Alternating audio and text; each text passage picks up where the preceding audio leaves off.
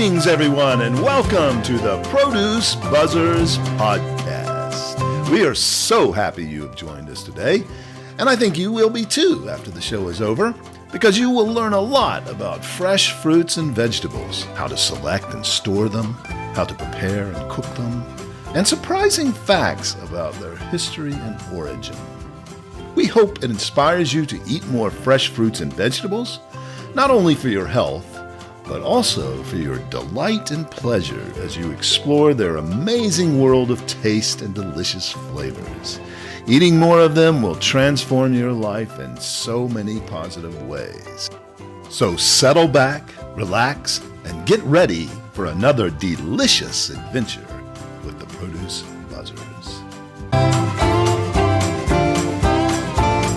Greetings and welcome to another delicious episode of the Produce Buzzers podcast. I'm Edwin Stepp, your host and executive editor of ProduceBuzz.com.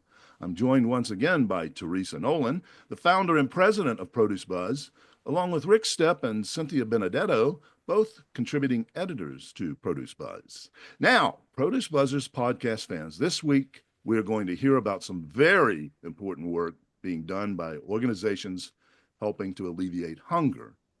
When we think of places that are experiencing lack of food, malnutrition, and hunger, we often first think of places perhaps in the third world countries or far-off nations. But hunger is a big problem right here in the United States and has been for many years. It is ironic and frankly disconcerting that in the most prosperous nation in the world today, and perhaps in all of human history, that many people, families, and especially children struggle every day to get enough food. But fortunately, there are people and organizations that are dedicating great energy and time to ease that struggle for the hungry among us. One such organization is the Southeast Regional Cooperative, based in Atlanta, Georgia. The Southeast Regional Cooperative provides fresh produce to food banks in 7 southeastern states and across the country. They aggregate surplus produce from around the Southeast region and across the country to match the demand from their member food banks. The focus not only is on volume at the lowest possible price, but also on quality, nutrition, and variety. Southeast Regional Co-op is a partner organization of Feeding America, a nationwide network of more than 200 food banks that feed more than 46 million people. It is ranked by Forbes as the largest U.S. charity by revenue. The Southeast Regional Co-op connects Feeding America to the agribusiness industry in the Southeast to provide fruits and vegetables to that network of food banks. Today, we are delighted to have as our guest Chris Flint, who is the executive director of the Southeast Regional Co-op, to tell us about the crucial work they are doing to fight food insecurity. Chris has had a long career in the food industry, which has uniquely positioned him to lead the organization. Prior to entering the nonprofit sector, Chris worked for Sysco Foods for 25 years in various marketing and procurement leadership roles. Sysco Foods is an American multinational company that sells, markets, and distributes foods products to restaurants and healthcare and educational facilities and other venues that serve food. Chris earned his bachelor's degree from the University of Alabama, as well as a Master of Arts in Leadership from Asbury Theological Seminary. He has not just excelled in business, he also knows how to enjoy a balanced life. He and his wife, Tara, live with their 3 daughters in Marietta, Georgia. And whenever possible, Chris goes fishing, plays the guitar, and does a bit of gardening. Chris, welcome to the show. Thank you for joining us. Thank you so much for having me. I appreciate it. And thanks for that overly generous introduction. Okay. Well, I think it's warranted for sure and deserved. So we're so glad you took the time to be with us. We're going to learn about your work and about the Southeast Regional Co-op, but I want to learn a little bit about Chris. Tell us about your background, where you're from, and what was your career path? Well, born in North Carolina, kind of raised all over the world because my dad was airborne infantry officer. So, I kind of have a very diverse background from lived in England and Germany and North Carolina for quite a bit. Probably lived most of my life in Georgia here. And that's where I got involved with Sysco. I started with Sysco ages ago and Cisco kind of taught me a lot. When I retired from Cisco, I remember addressing a sales force and telling them, "Thank you for teaching me," because I learned more from the folks I work with than probably just about anything else. And they're a great group of people. It was a great experience, and eventually the skills that I learned there, the knowledge that I obtained there, is what enabled me to do the work I do now. So Yeah. I'm very grateful for that. Right. I'm sure it did, as I mentioned in the intro, uniquely position you with all of that experience and knowing how the supply chain works for all types of food, and Mhm. especially fruits and vegetables now that you're focusing on. And I suppose that SERC, the Southeast Regional Co-op, also does more than fruits and vegetables, or do you just do fruits and vegetables there? Well, we do fruits and vegetables, and we're doing some proteins, dairy, a few other odds and ends, dairy and eggs, and some other items on a limited basis so far, but that's a growing part of our portfolio. Yeah, right. Yeah. Okay. So you had this great career at Cisco, long time, and you learned so much. What triggered in your brain to say, I want to go and help in these in the capacity you're helping in now? So I had been thinking for a very long time about working in the nonprofit sector. The degree that you mentioned that I have from Asbury is really geared towards uh, sort of marketplace philanthropy. Oh, And that sort of was my passion at the time, what I thought that I wanted to move into. And it's funny, I was sitting up one night checking emails as we do when we work ridiculous hours, like most people do. And, it's when you have a chance to kind of go through and clear your uh, email. And so I'm sitting there in bed looking at my email, and I don't know if you remember an old recruiting site in the produce industry called Produce, uh, Joe Produce. oh yeah, still Yes, of around, I course. think. Still around. Yeah, and I used them to find people sometimes. Okay. And as I was going through this email, I always kept a preview pane open, and up pops this email. And usually I was using it to find people, as I said, but typically they'll have they copy everybody on their job emails. Right. And so at the very top of this email, uh, there was a little word cluster up there that my eyes quickly locked on that said, and I wasn't really even looking at the time, but it said produce nonprofit Atlanta were the three words that just popped out at the top.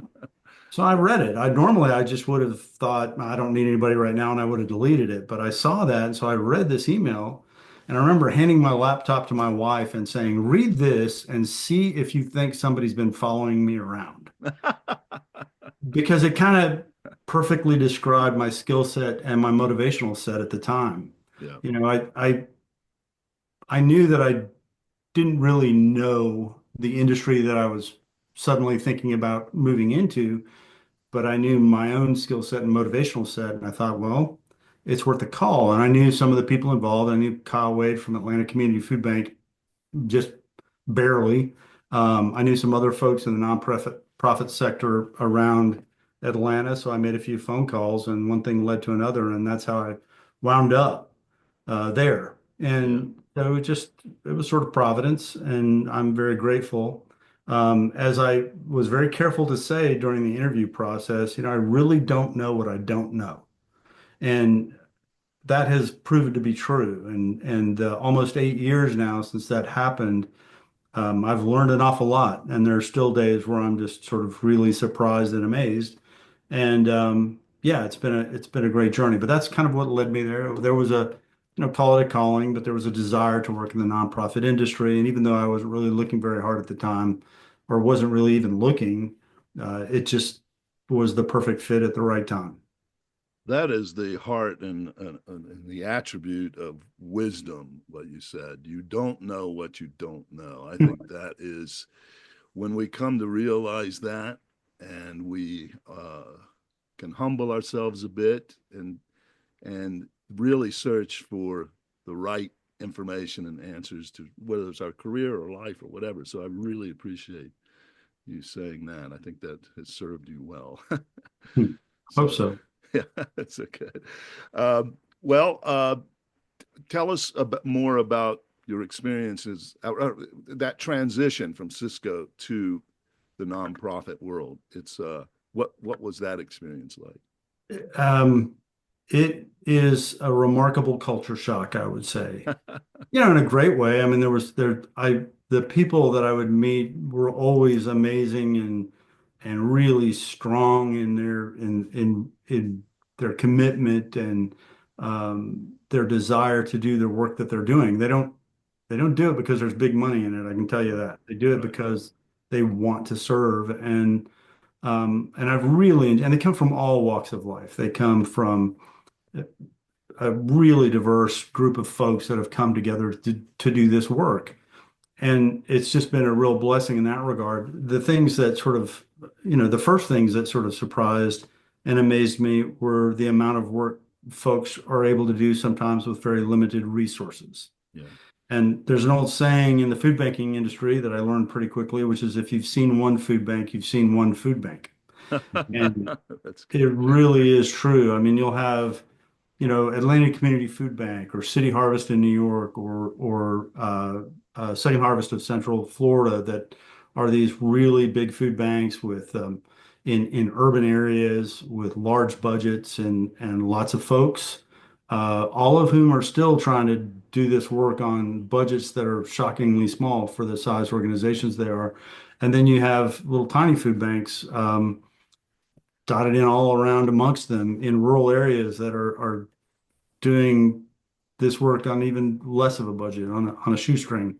And that was sort of the first really amazing thing for me to see coming from an organization which I think did a pretty amazing job. I didn't realize how great they were at managing data until Hmm. I went to another sector, until I went to the nonprofit sector. And that's probably one of the biggest surprises that I had is, the pilot program of the organization I came into to operationalize, it was being operated as a program of Feeding Georgia, and it was being done on a spreadsheet. That it was a spreadsheet with a few tabs. That was the whole thing. And one guy, one fella just doing the buying and planning and the brilliant Dana Kraft from the Georgia Food Bank Association at the time, now Feeding Georgia, was supervising that and had birthed it. And then when I came on board, she and I worked hand in hand, and I've learned an amazing amount from her in a very brief period of time. But we took it from this little nugget of an idea and a spreadsheet. Uh, that was in August when I started, and by October we had incorporated and we're well on our way. So it in the first year that we were in operation, our first year as a corporation, we did 8.5 million pounds of distribution. And 7 years later, in 2024, the calendar year, we did 149 million pounds. Wow. So the Wow. growth has just been incredible. The demand has been incredible. The need is incredible. And we touch a lot more than just that. We support other organizations within the network. Describe to me what pounds mean. How much per pound? Like what does that equate for feeding people? That's a great question. So typically, Feeding America uses a couple of measures for that, but generally speaking, we would say that roughly a pound of food is going to be 2.2 meals. So, but that's all foods, right? So, you've got your center of the plate items and then the rest of the plate. But the work we do in produce is a measure of sort of what Feeding America refers to as foods to encourage. For a long time, there was some probably reasonable criticism that there was too much sugary foods and starches and all the other kind of stuff in the mix over the years because again, folks were just doing with what they could receive from donations and getting that out and the limited amount of funding that was available.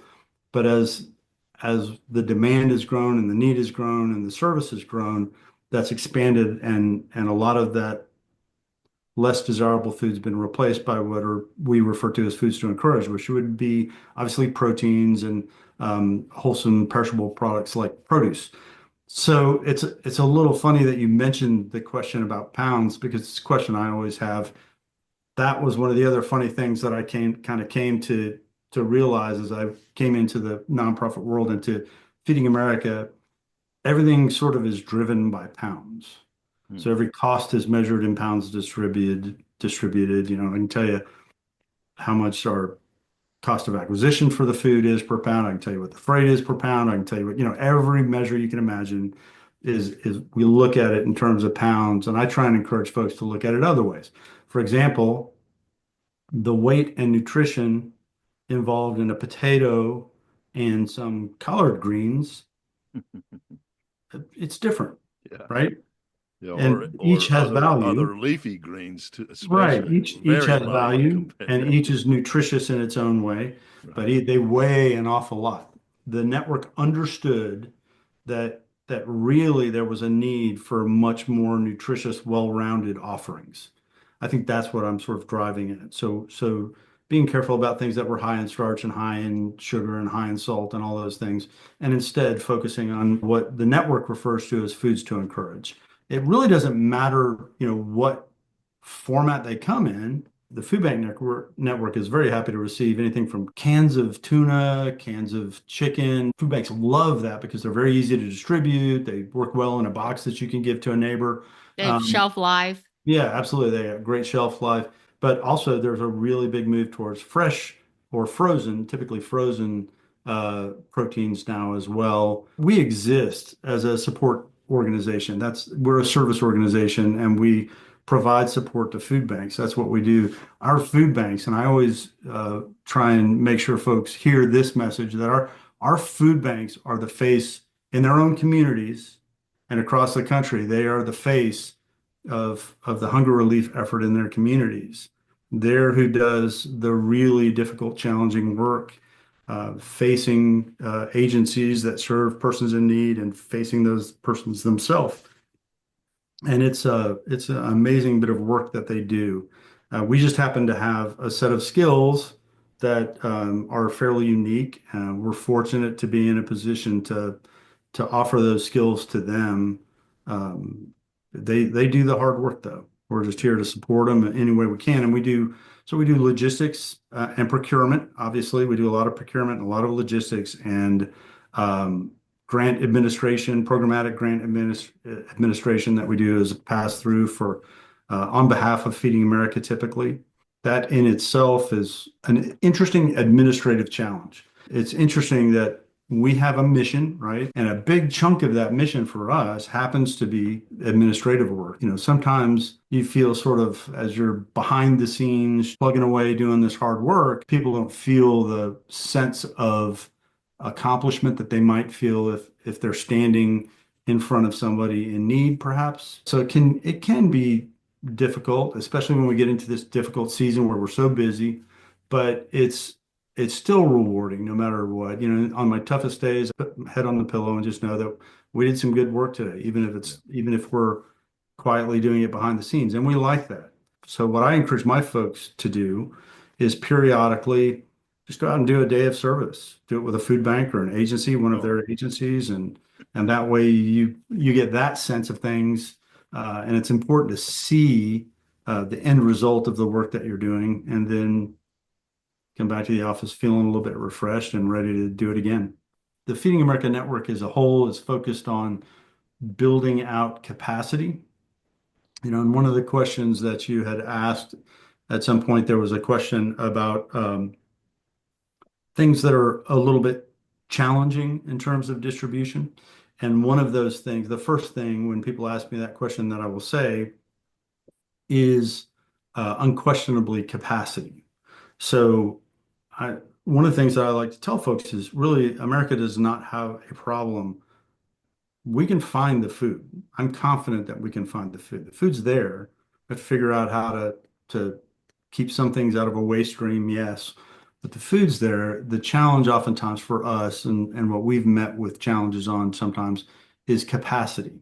So, and what I mean by that is not always at the food bank level even. In logistics, in my career, I was always used to hearing sort of we would use the term the last mile, right?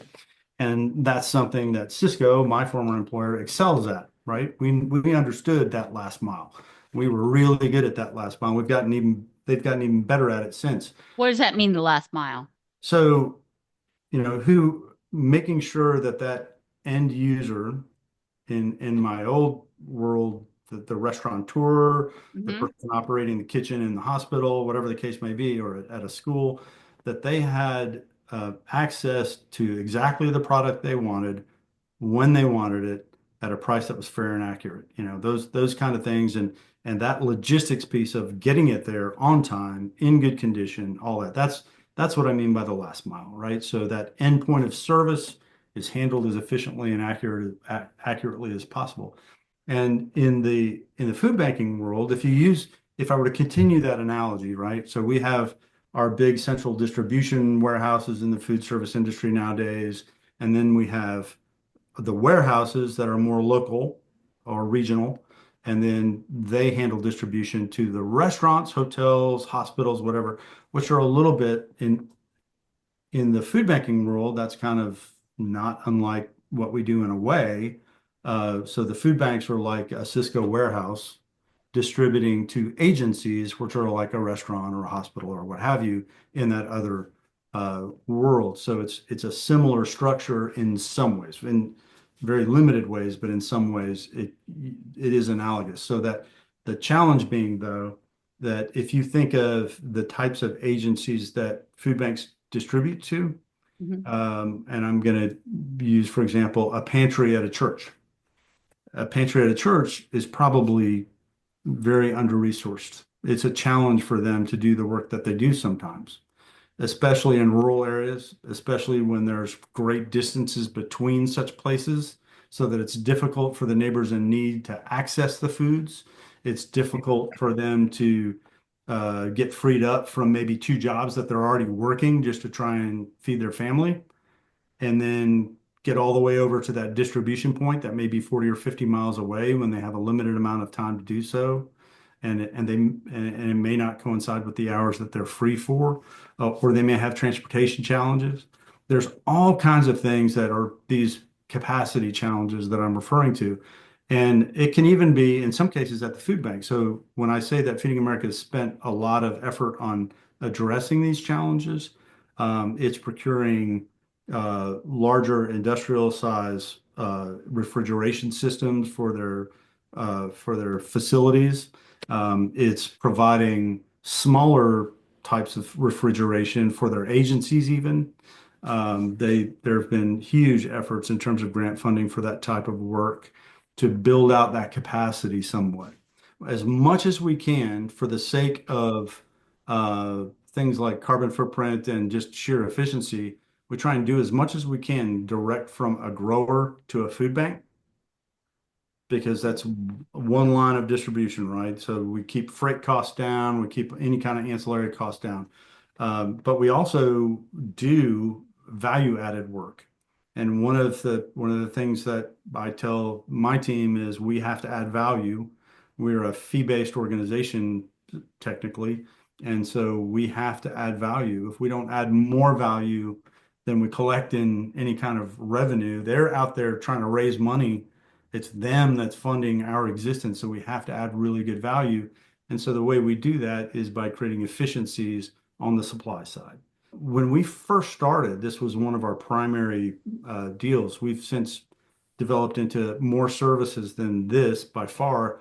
But initially, what we would do is we'd bring in straight loads of onions, sweet potatoes, carrots, cucumbers, squash. We'd bring those straight trucks into Atlanta.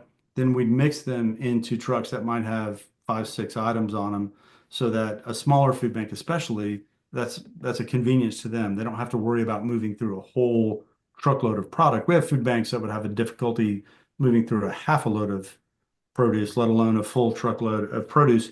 So we create those mixed loads for them, and it's much more efficient to them. We'll even do half loads for them. And then we also, since the pandemic arose, we started doing some people refer to them as pandemic boxes. I like to call them neighbor boxes, but they're, 10 or 20 pound boxes of produce. We're many more now of the 10-pound boxes, just more efficient. In addition to the sourcing work that we do, we're just the logisticians in the middle trying to make sure everything gets from point A to point B, that the right food gets to the right location at the right time and at a cost that's as efficient as it can be. How long has Southeast Regional Co-op been in existence? When did they first form? It'll be 8 years this August that I've been here. Yeah. 8 years in October since we were incorporated. Okay, so you've been there from the beginning. Did you Yes, help? Did you help put it together? Was that part of your responsibility? Or? Well, yeah, I came tell in. us about the very beginnings. Yeah. So the very beginning, it was a program of, there was a, I'll go back even a little bit further than that. There was a meeting held I think it was in Tampa, Florida, actually, if memory serves, it's before my time, in which the Food Bank Network, this was a Feeding America meeting, and what was trying to be solved for is how do we provide more of these foods to encourage, and produce was identified as a really major opportunity because there were certain state associations around the network that were doing a good job of sourcing fresh produce from growers. And I'll talk a little bit more about that in a second. But they came together and said, what if we created these cooperatives? And there was this idea that got hatched, and through a bunch of meetings, they came up with this plan. And Dana Kraft, raised her hand and said, we'd like to try and do this in Georgia. And they hired a consultant that did some work, and, they just wanted to know where in the Southeast should we do this. And because of the fact that Atlanta is a logistics hub, when they analyzed freight costs and the location of what was being grown around the Southeast, it was identified as the most efficient place to put it, and that's how it wound up here. And so when it was started, there was one sourcer that was doing all this work, and it was on a relatively limited basis at the time. I think in that first 4 months in which it was a pilot program, I started in April. I think I was hired in August. And in that 4 months, they might have done 3 million pounds or something like that. So it was just testing the efficacy of the idea, right? It was to test the soundness of this concept. And so that's when I got hired, and then we proceeded to fill it out. And we've gone from that spreadsheet. We pretty quickly bought an off-the-shelf cloud-based bit of software that helped us get a little bit more technically proficient. We've got all the fancy modern bells and whistles nowadays, and we'd like to think that we're becoming at least a little bit of a grown-up company, but every day I'm reminded that we have a long ways to go. I mentioned that I would chat a little bit about the sourcing side of what we do. So one of the things that I knew that I didn't know is exactly what kind of produce do I need to find for these folks, because I'm sure I can find produce for them, but I need to know what this looks like in the nonprofit sector. If I were to talk to a grower today about working with us to help fight food insecurity, what I would say to them is, listen, I'm sure as a large grower, you have a lot of customers that you do contract work with.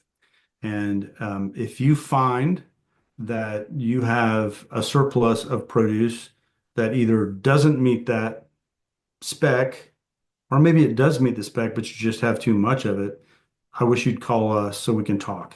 It's really in that place of not meeting the spec that we thrive. Number two produce is kind of where we thrive. So wrong size, wrong color, scarring, anything like that, but it's wholesome. There's, no presence of infestation Totally edible. Or any of that kind of stuff. In simple terms, you'd be happy to feed it to your family, but you know that grocery store chain is going to reject it because they have these rigid sets of standards that they want to adhere to for good reason. Yep. People eat with their eyes, and so they're just not going to take it off the shelf if it doesn't look perfect, and they know that. We sort of thrive in that world. That's where we come in.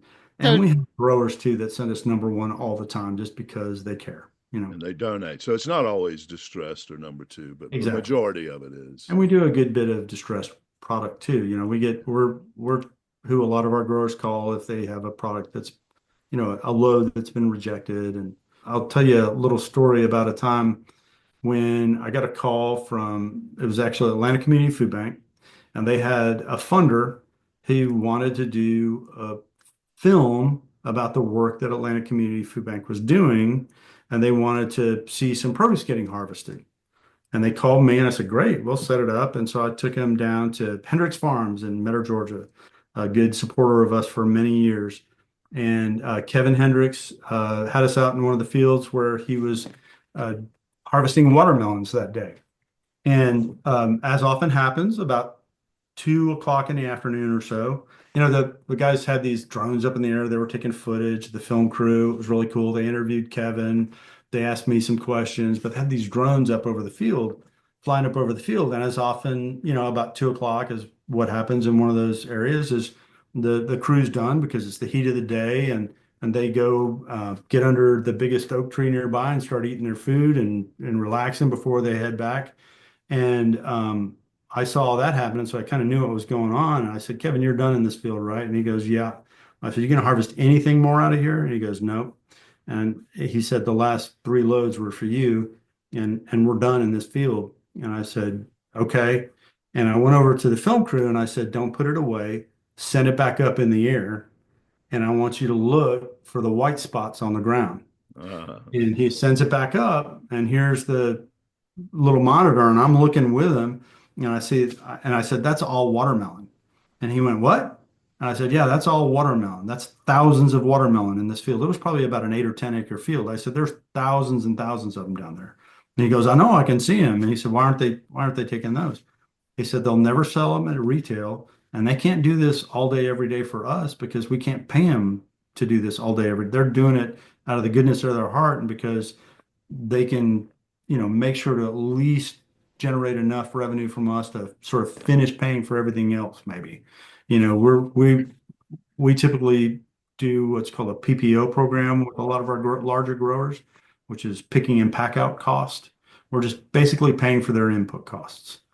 And that's our cost of acquisition typically from them.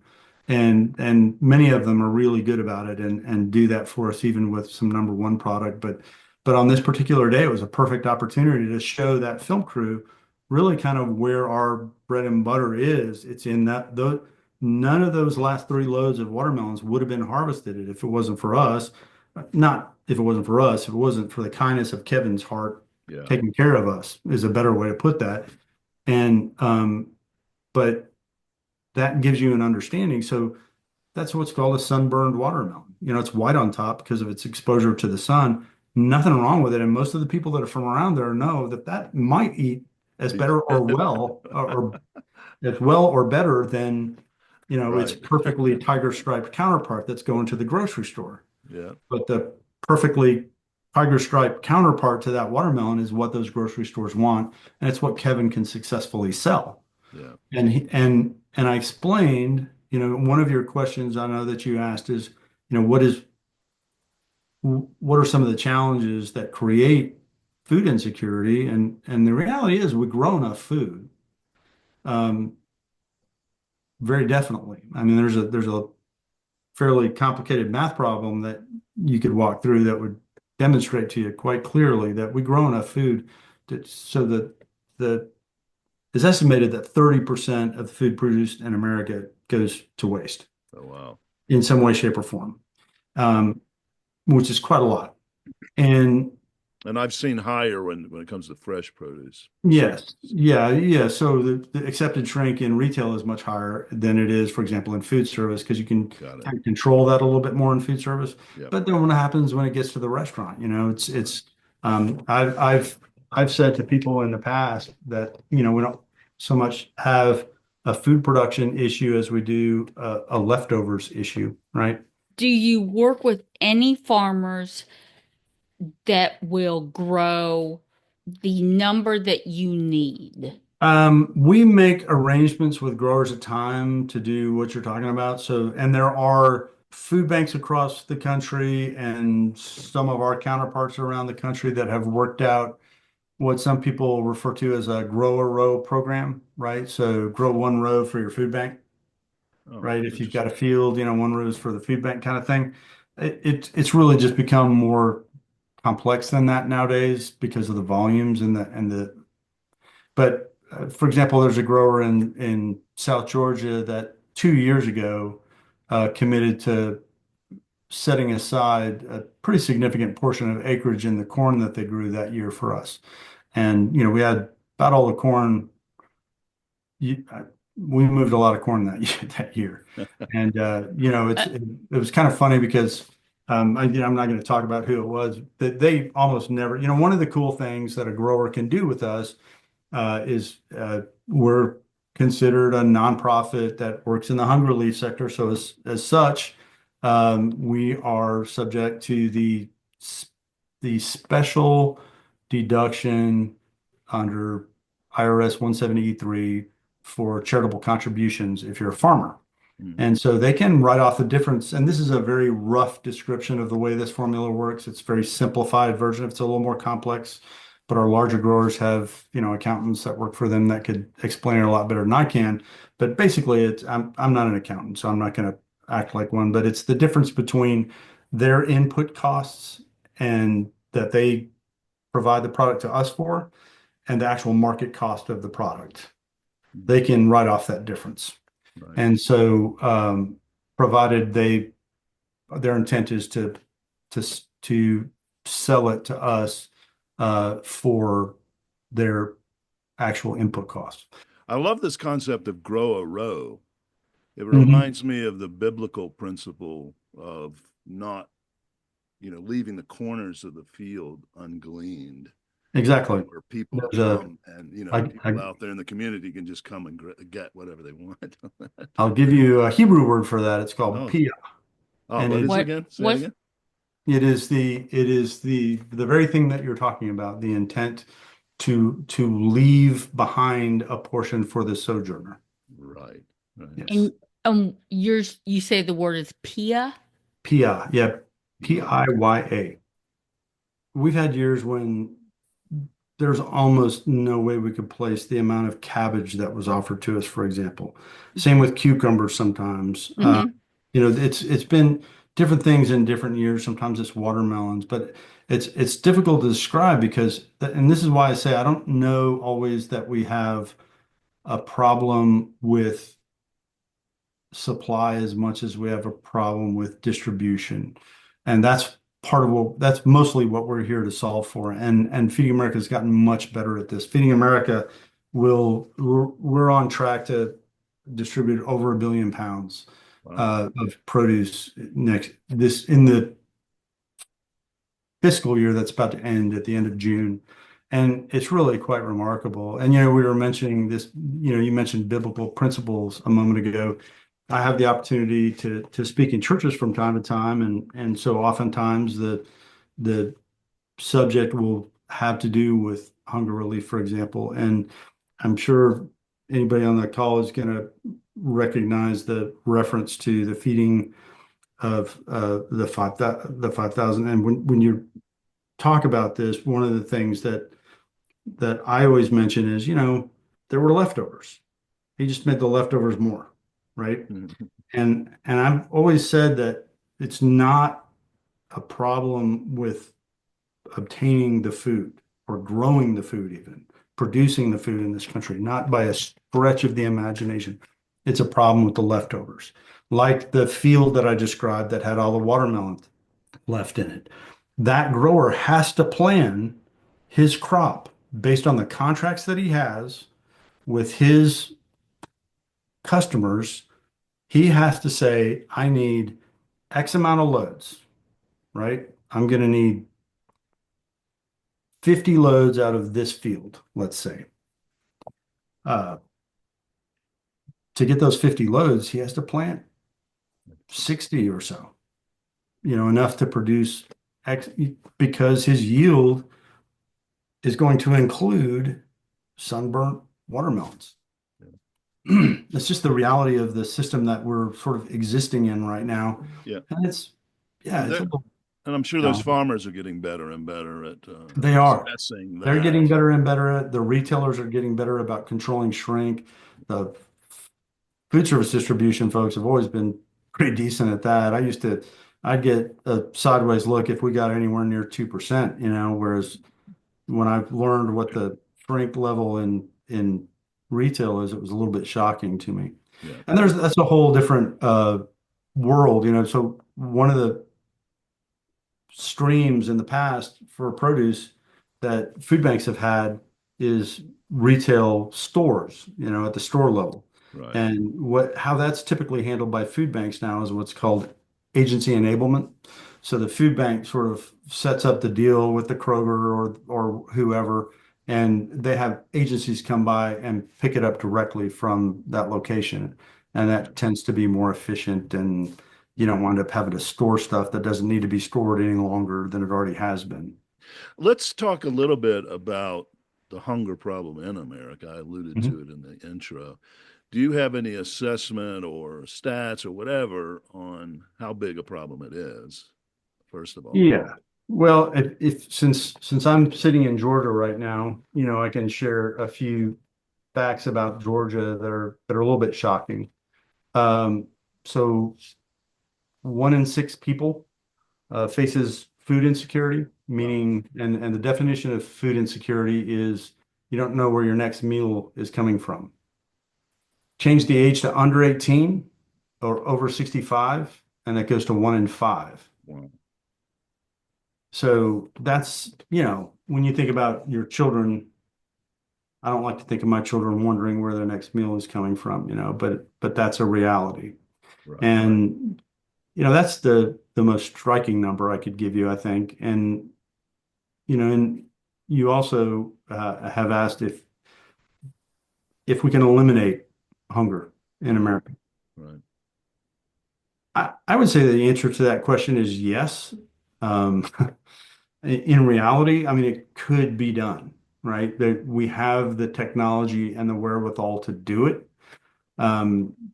There are some things that would make that very, very, very difficult to do. It's a really big problem, and you have food deserts, right? You've heard the expression food deserts, and as I understand it, your podcast is largely geared towards retail industry, so they certainly understand it, right? Yeah. If I were an executive working for Kroger, there are places I certainly wouldn't want to put a store because I know it would not generate anything that even approaches margin, right? Because there just isn't the volume available to them.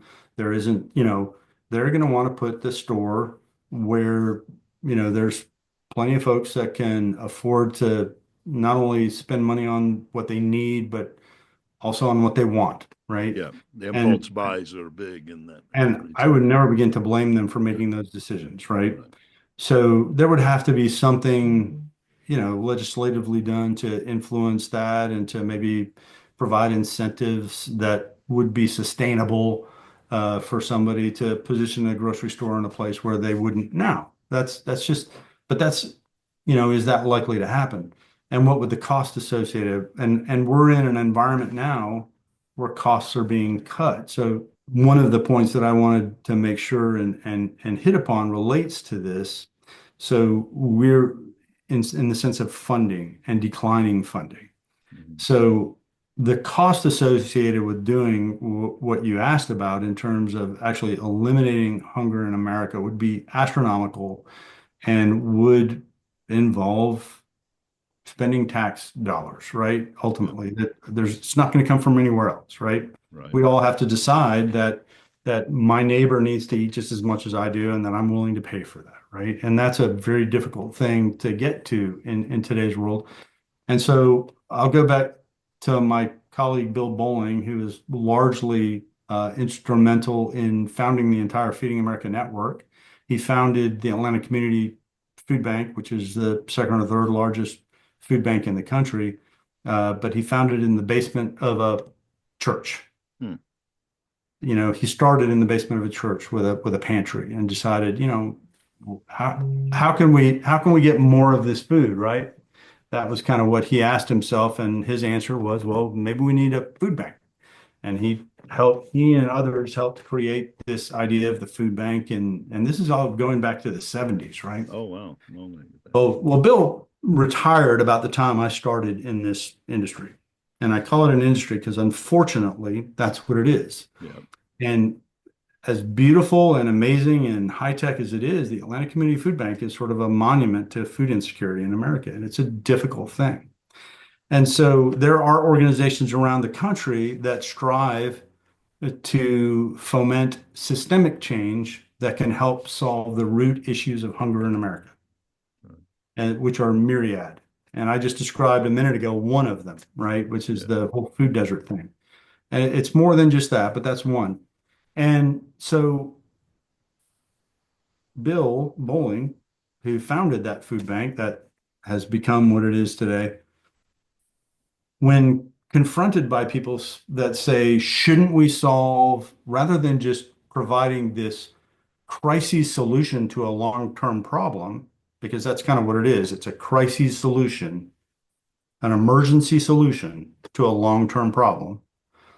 Rather than doing that, shouldn't we try and fix the systemic problems that create this hunger, which apparently is unnecessary? And he would say, yes, we should. And we're trying to do that. In the food banking industry, we refer to that, by the way, as shortening the line. Oh. But Bill would say, yes, we should fix those things. But in the meantime, Right. Yeah, the immediate need. my neighbor is hungry. Right. And he doesn't know where his next meal is coming from. And he's not going to be able to wait on the system changes. Right. So, Right. But one of the things that I meant to make sure that I tell you about today has to do with funding, because which I just touched on, the idea of the immense cost of doing this work. So there's all sorts of things. We still don't have another farm bill yet. That's being worked on. So and we're in this environment now where we have funding is decreasing and costs are increasing. And that funding is from any sources you can imagine: funding from the federal government, funding from individual donors, and we kind of have come off this period during the pandemic where these donations became astronomical. I mean, the single largest donation ever given to a nonprofit organization in history, as far as anybody knows, occurred during the pandemic. And it's just, and we've gone from there to this point now where giving is at or below levels that it was prior to the pandemic, and demand is still up, way up from prior to the pandemic, mostly because of inflation. And, my wife and I were just having a conversation about what food costs nowadays. If you go out to a restaurant, you see it obviously, but even when you're at the grocery store, you see real clearly that it's remarkable a change over just even the last 6 to 12 months, right? So we're at this point where costs are rising tremendously. When we first started doing this, the very first year I measured it, that year we distributed $8.5 million. If I count every form of distribution we had from, or every acquisition we had, from zero cost acquisition to PPO acquisition to things we may have actually even done at a low purchase cost, the total average cost per pound, remember we use that pound all the time, 6.7 cents. It was more than double that last year. What is the relationship between the SNAP program and the food bank program? Are they competitors, or do they No, work? no, not at all. That's a really good question. And so federal funding is really interesting and complex. But the SNAP program, food banks are just really all about encouraging the government to continue SNAP programs and SNAP benefits because it offsets their need. If SNAP goes away, food banks demand goes from here to here in a hurry. And so any food banker would tell you SNAP's a good thing and it's needed. Most modern food bankers, they are very conscious of the whole enchilada, for lack of a better term. What does that look like? What does that hunger relief for that family look like in total? Our food bank partners are a part of that, but they aren't typically the whole solution. There are other things like SNAP that they count on those benefits coming to their neighbors so that their load might be a little less in terms of fulfilling the rest of it. So it's a supplement to the food banks. Yeah. I mean, I'm sure it wasn't lessens demand for them. exactly. They don't actually work together, but No, but if I have $100 of SNAP, I can buy other things. I didn't want to let this time go by without saying there's kind of three things that I would share with you. One is that we could not do what we do without our grower partners. They are an amazing group of people that really care, really want to support this work. I could call some out by name, but I would hate to do that because I would fear that I would leave some out and they would probably be embarrassed and not want me to anyways. Right. But you probably know many of them. And then our food bank partners, because they're the people, the food banks, the state associations that support the food banks with advocacy and everything else. They're the people doing the hard work. We're just lucky to be a part of it with them and to be able to support them. And then lastly, I would say, based on what I said a minute ago about the sort of growing demand and the lessening availability of funding is just, I would just encourage any of your listeners to give to their local food bank because that's who needs it and that's who's going to support. They are really good at making sure those funds take care of the agencies, the food pantries, the shelters, everybody else that does this hard work. So yeah, that's good. Because a lot of people have the response of, well, folks should work so that they can pay for their own food and stuff. Here's a statistic I do know that well over half of respondents to surveys about this who have used food banks have one job or more. And there's a significant percentage that will carry two jobs while still needing supplemental food assistance of some kind. So it's just really, and those are more complex questions about our economy and the nature of our economy. There's a whole lot of real interesting inconsistencies in that when you really start to unpeel the onion, it's a remarkably complex problem. I've known people who didn't qualify for the SNAP funds. Right. And needed the food because they had kids and they were trying to feed them. Oh, yeah. So one of the things that we talk about in the network is this idea of person and place too. So where you are has a whole lot to do with your cost of living, as you know.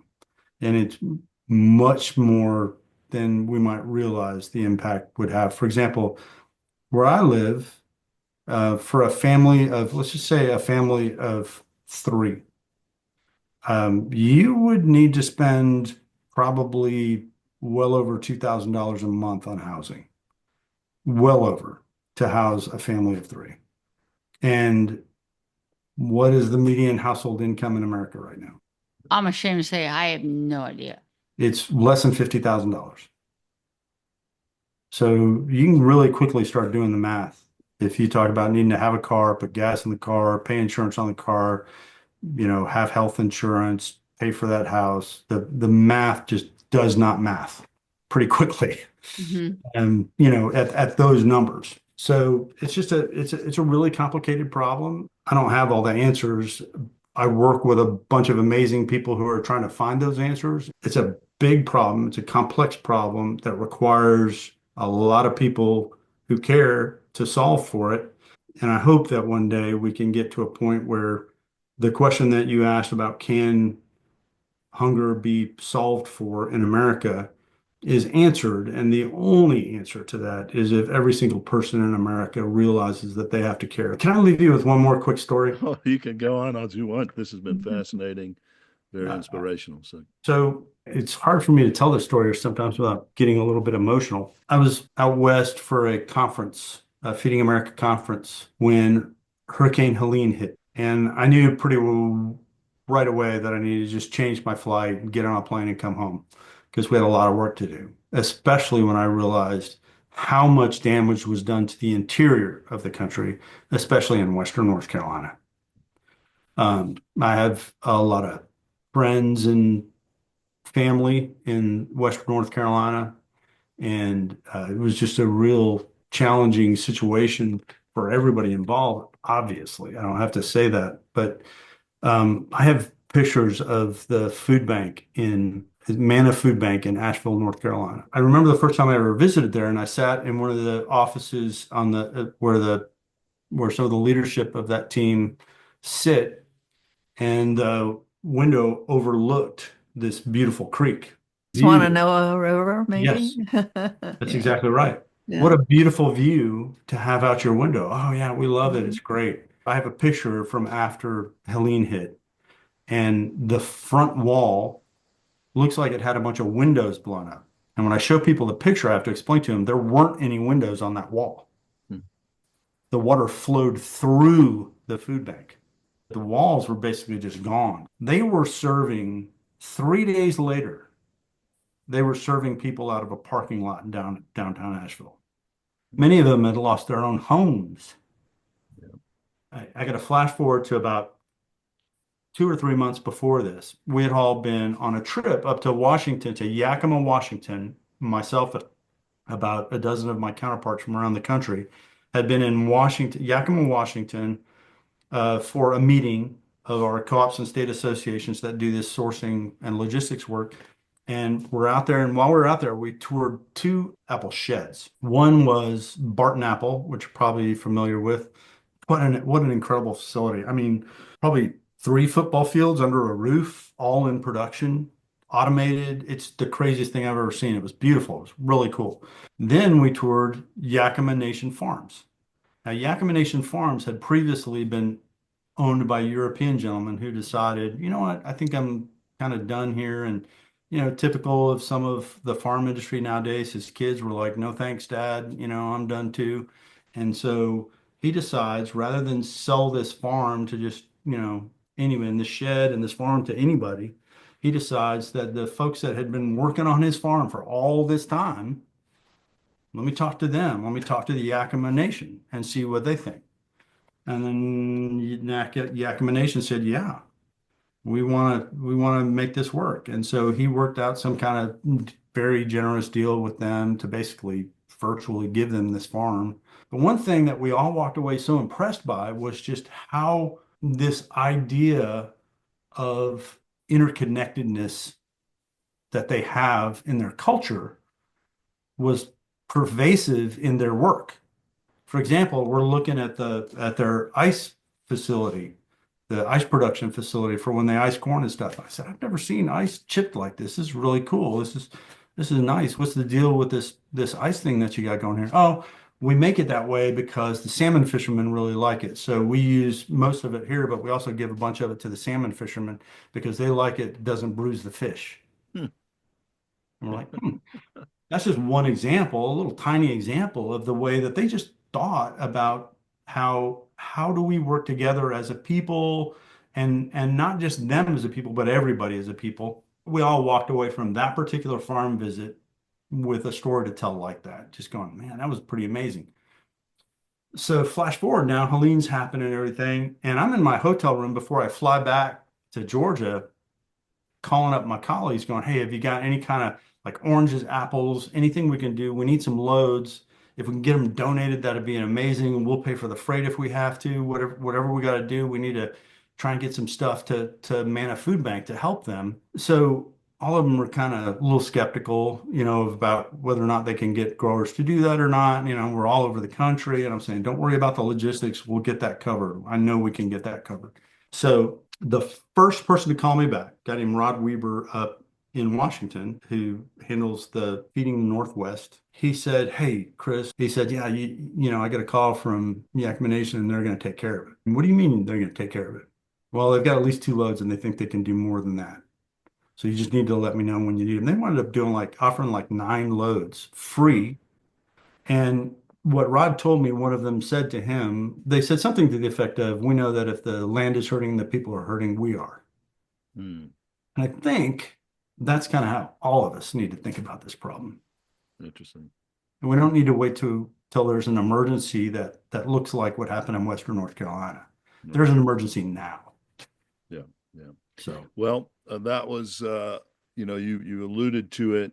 My last question about what our listeners can do to help the goals of SERC, Feeding America, and Food Bank. And you have the Call your first- local food bank. You can go on to feedingamerica.org and type in your zip code. There's a Find My Food Bank feature right there on the main page. Yep. Click on the link that says Giving right on the main page. Right. There's a way. And they can Find your volunteer local- at these food banks too, I assume. Absolutely. Yeah. They are always looking for volunteers. If you can't Absolutely. give a lot of money, And- you can and- go out and help out. Go figure. There's a giving link and a volunteering link on the very front page at feedingamerica.org. Right. Just click on that and you can find your local food bank that way and do it right through that portal. I looked at that and it says $1 equals 10 meals on the Feeding America. That's about right. So interesting. Well, this has been fascinating. Thank you so much. Very inspirational. You got through all my questions without me asking them even. I don't know how I did that. No, that was great because it just flows out of you. You're passionate and, you know, you're about your calling here. I'll call it that. And using your talents that you gleaned from your career to help people. That's very inspirational. Thank you for that hard work. Well, I appreciate it. As I said, I'm just lucky. I'm lucky I have a lot of great people I work with and they're the ones that do it. I'm along for the ride and every once in a while I have to answer a question or two. You know?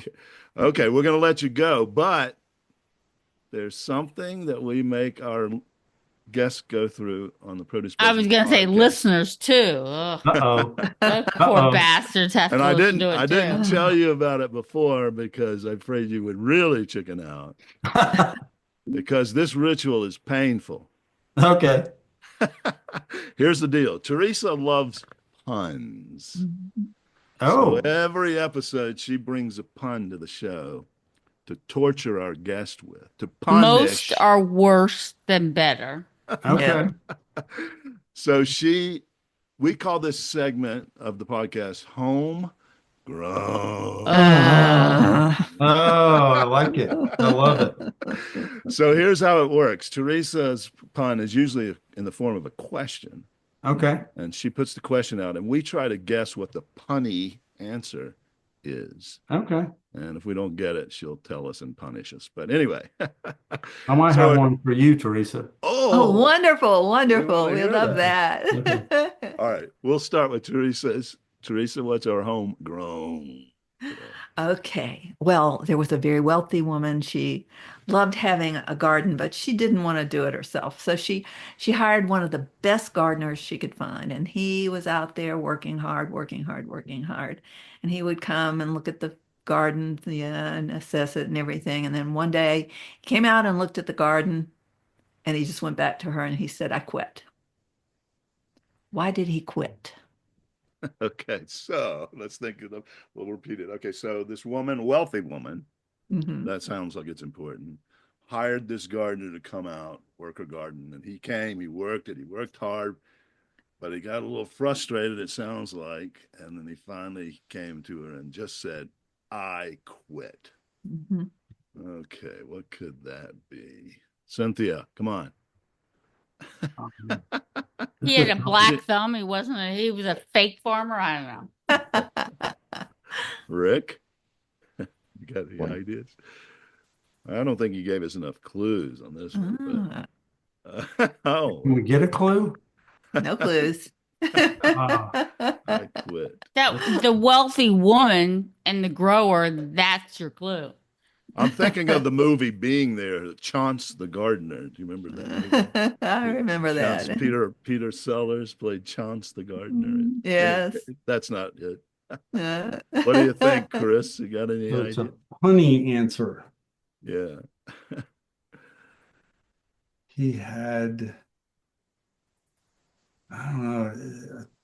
I feel like there's the name of a flower or a vegetable involved. Yeah, oh, that's probably right. That's probably a Or good he guess. got his fill. He got his. He was, ugh. Chris is going to get this. I think he's going to get it. I'm thinking it has something to, I'm trying to think of all the food I know that you've grown. Yeah, all it's the puns flowers. usually do feature a fruit or vegetable. So you're on. I would think so. So No, that's not accurate. Mostly. I didn't say always. No, Well, you stumped me on this one. I can't think of anything. Well, Okay. You're gonna have to tell me, Teresa. yeah. Okay. All right. The reason the gardener quit is because his celery wasn't high enough. No way we could have gotten that. Okay, that was pretty Chris bad, was yeah. on the right track. He was kind of trying to Yeah. think. I just couldn't think of celery. I didn't think of enough vegetables. That's what it is. But Chris, you laughed. You're not supposed to laugh at these. We only groan. I'm supposed to groan. He's being All polite. right, I'll give you one you can groan at, and it's Okay, let's go. All right. How do you know when a joke becomes a dad joke?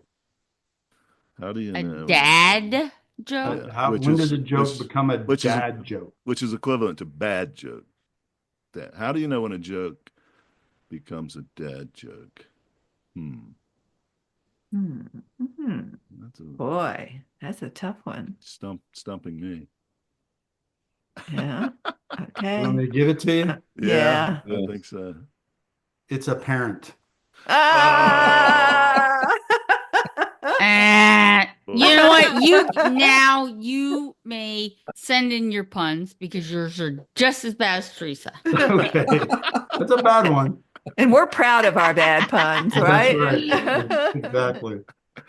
All All right. right. Well, this thank has been you. fun, y'all. Thank Oh you. yeah, thank you, Aw. Chris. Very inspirational. Keep up the good work. And, All right. Well, y'all take care. Thanks so Take much. care. for your Thank time. you. Thank you. Well, thank you, listeners, for tuning in to the Produce Buzzers podcast, brought to you by Produce Buzz, the gathering place for lovers of fresh fruits and veggies. We hope you were entertained a bit and educated a lot about fresh produce.